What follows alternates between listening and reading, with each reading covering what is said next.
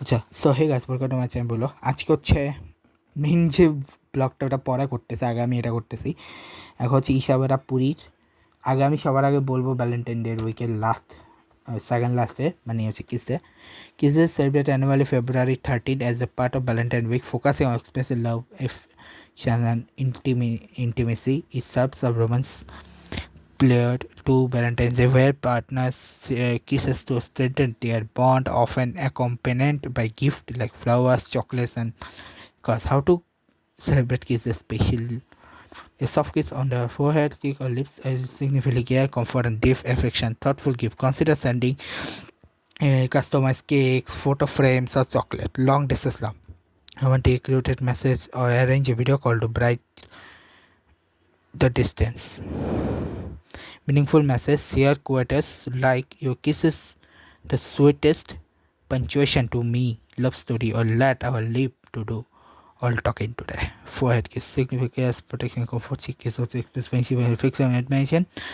Hand kiss symbolize respect, admiration, and adoration. তো এই হচ্ছে বেসিক্যালি কিস ডে স্পেশাল। এবার আসি আমার ধর্মের স্পেশাল একজন হিউম্যানকে নিয়ে, যার নাম হচ্ছে ঈশাবারা পুরী।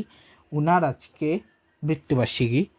ওনার বার্থ হচ্ছে, উনি হচ্ছেন একজন মঙ্ক, মাধবেন্দ্র পুরী যে নামে উনি পরিচিত, মাধবেন্দ্র পুরী নামে উনি পরিচিত।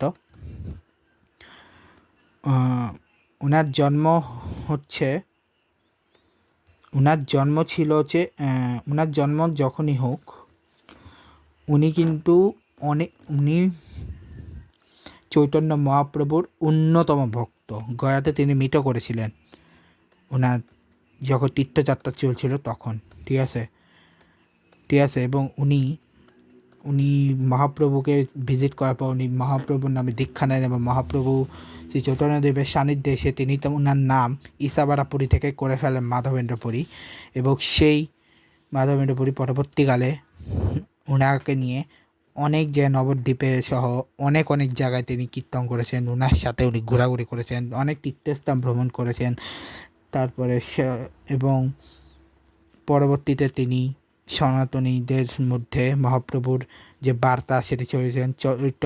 অনেক তিনি চৈতন্য চরিতামৃত লিখেছেন, প্রায় অনেকগুলো তিনি চৈতন্য মহাপ্রভুকে নিয়ে বইও লিখেছেন, সেই চৈতন্য চরিতামৃতও লিখেছে এবং সাথে তিনি হরে কৃষ্ণ মন্ত্র লিখেছেন, অনেক গান লিখেছেন হরে কৃষ্ণ ভগবানকে নিয়ে, কীর্তন প্রচুর নামে কীর্তন হয়েছে এবং তিনি আজকের দিনে মারা যান। আজকের দিনে মানে এই ইহলোক তিনি ত্যাগ করেন।